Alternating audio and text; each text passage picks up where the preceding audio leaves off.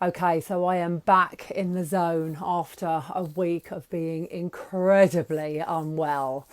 And I want to speak this week about menopause, something that so many of us are either going through, or maybe you've gone through it or you haven't gone through it yet. But loads of my clients, loads of my friends, and definitely myself included, are at that time now. We're at that time where we are all going through the change.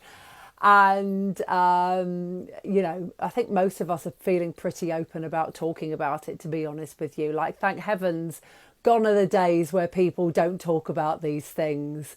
I have no idea why they wouldn't talk about them anyway, actually, because we're all going through it, right? But I want to be thinking this week about menopause and confidence, because you know me, I'm always talking about confidence. I'm absolutely fascinated by everything that we go through as women, in terms of having a voice and speaking up for ourselves, and how confidence affects our relationships and our body image, and how we get on at work, and how we parent our children, and all of it, right? But connecting menopause and confidence is a really big thing. Like, it's a really obvious thing. I don't know why I haven't talked about it before, actually. And so I'm going to be thinking about that a lot this week. But I want to just start off just by acknowledging, first of all, how related the two are.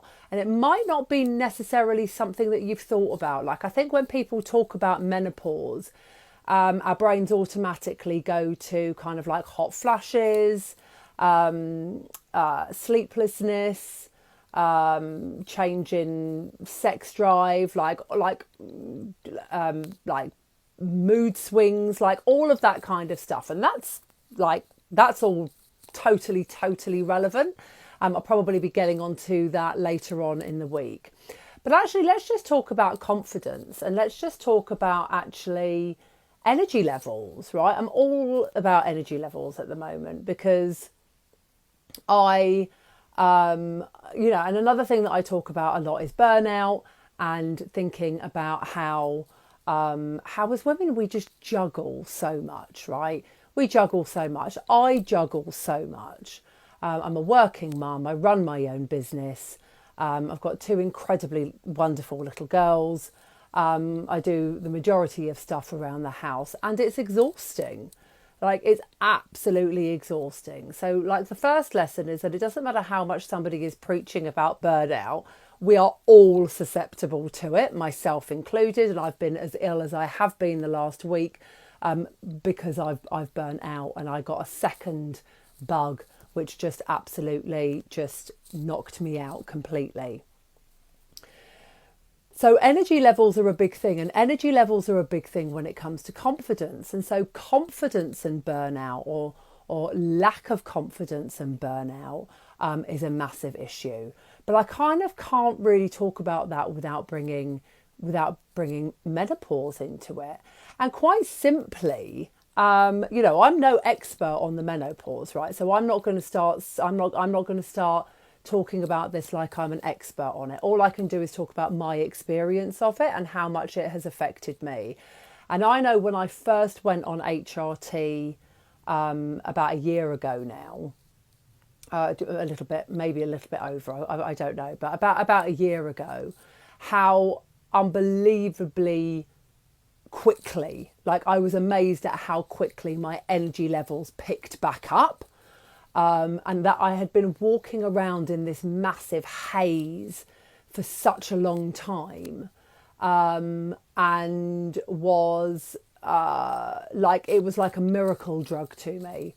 It was like literally an absolute miracle drug to me to be on these patches, which just had such an incredible effect on how I felt.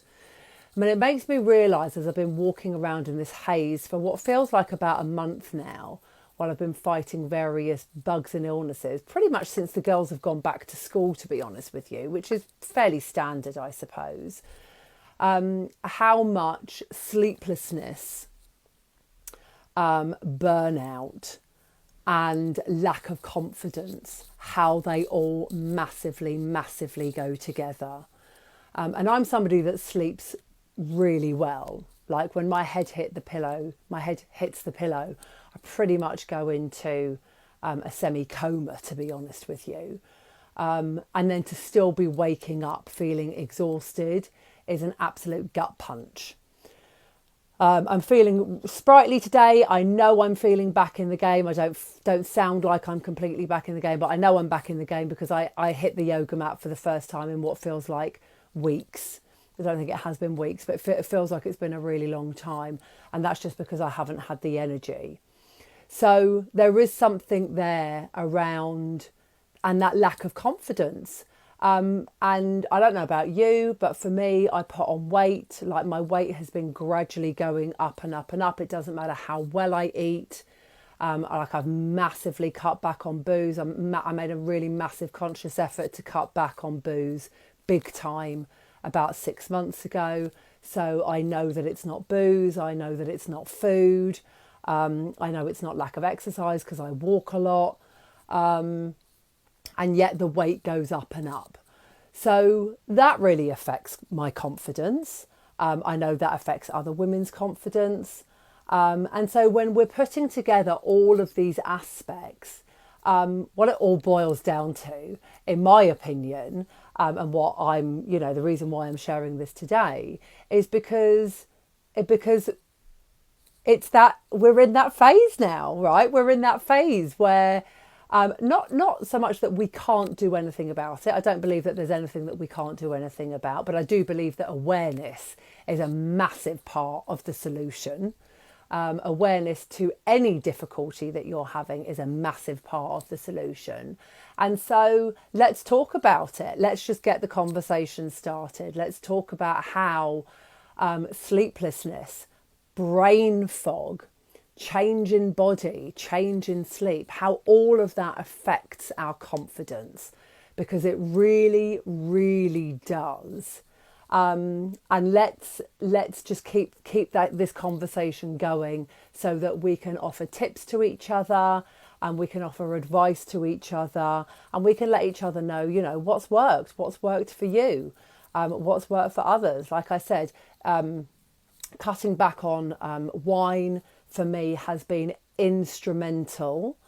And it's a bit of a shame because I love a glass of wine, but it affects my sleep. And that has been a really key part of the menopause for me, is sleep and my lack of sleep when I drink wine or any alcohol. So actually I just had to make the decision to just not knock it on the head, basically. So I'll have one glass, 2 glasses, absolutely max. And that's my limit. I know anything more than 2 medium glasses of wine means that I'm not going to sleep. And so I choose sleep because sleep equals good mental health, and good mental health means absolutely everything. So what are your tips, ladies? What would you like to share? If you don't feel like sharing it in the comments, do feel free to drop me a private message. I'm appreciative of any input that you guys have, but drop it in the comment box below. Let other people read your comments and let me know what's happening for you, and what does menopause mean to you, and what does it look like, and how has it taken shape. Okay, so that's my topic for the week, let's get the conversation started. All right, have a great week. Take care.